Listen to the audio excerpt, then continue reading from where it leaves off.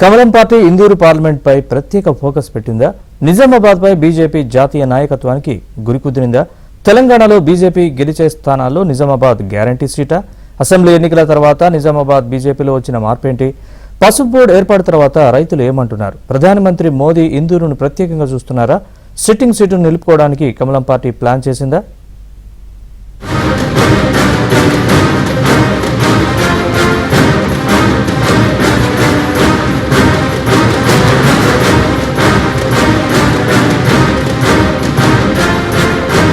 Parliament ఎన్నికలను కమలం party serious గా తీసుకుంది. 370 సీట్లలో విజయం సాధించి కేంద్రంలో వరుసగా మూడోసారి ప్రభుత్వాన్ని ఏర్పాటు చేయాలని ప్రధానమంత్రి మోదీ, అమిత్ షాలు పట్టుదలతో ఉన్నారు. ఇందులో భాగంగా తెలంగాణలో 35% ఓట్లు, కనీసం 10 ఎంపీ సీట్లను గెలవాలని తెలంగాణ బీజేపీకి పార్టీ అగ్రనేత అమిత్ షా టార్గెట్ పెట్టారు. మెజారిటీ సీట్లు గెలవాలంటే ఈసారి దక్షిణాది బీజేపీకి కీలకంగా మారింది. సౌత్ లో కర్ణాటక తర్వాత బీజేపీ బలంగా ఉన్న రాష్ట్రం తెలంగాణ.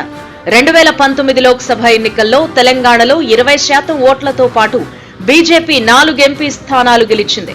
సికింద్రాబాద్, కరీంనగర్, నిజామాబాద్, ఆదిలాబాద్ ఎంపీ సీట్లను బీజేపీ గెలిచింది.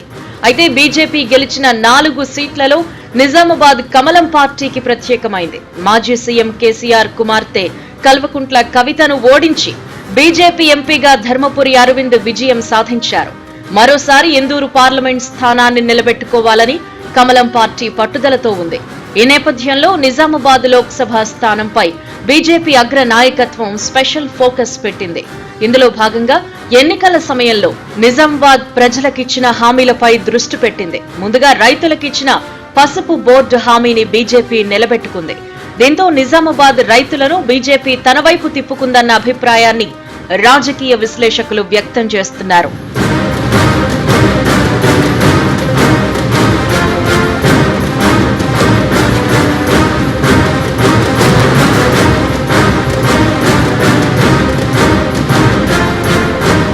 ఒకప్పుడు కాంగ్రెస్ కు, తర్వాత బీఆర్ఎస్ కు నిజామాబాద్ జిల్లా కంచుకోట. అయితే మారిన రాజకీయ సమీకరణాల నేపథ్యంలో నిజామాబాద్ జిల్లాలో బీజేపీ బలపడింది.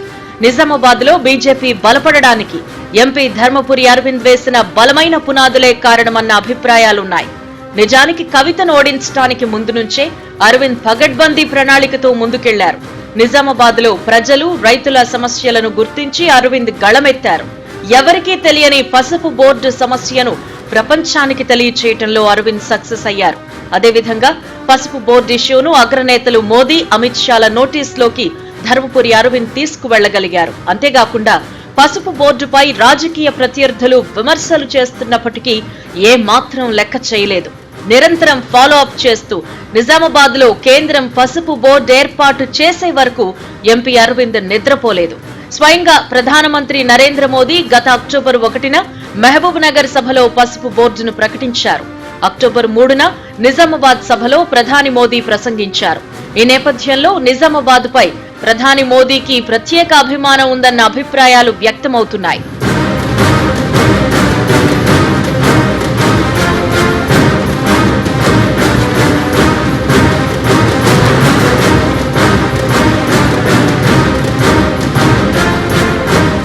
మరోవైపు బీజేపీ అగ్రనాయకత్వం కోటరీలో వ్యక్తిగా మారడం ఎంపీ ధర్మపురి అరవింద్ కు కలిసొచ్చే అంశం. ఇంకోవైపు ఎంపీ అరవింద్ స్కిల్స్ బీజేపీ జాతీయ నాయకత్వానికి అతన్ని దగ్గర చేశాయి.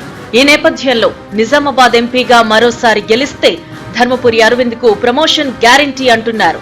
మరోవైపు కాంగ్రెస్ కుటుంబానికి చెందిన వ్యక్తి అయినప్పటికీ ధర్మపురి అరవింద్ కరుడుగట్టిన హిందుత్వవాది. ఎంపీ అరవింద్ వేష భాషలు హిందుత్వానికి చాలా దగ్గరగా ఉంటాయి. ఇదే సమయంలో ఎంపీ అరవింద్ ఢిల్లీలో ఎక్కువగా ఉంటారన్న అభిప్రాయాలున్నాయి.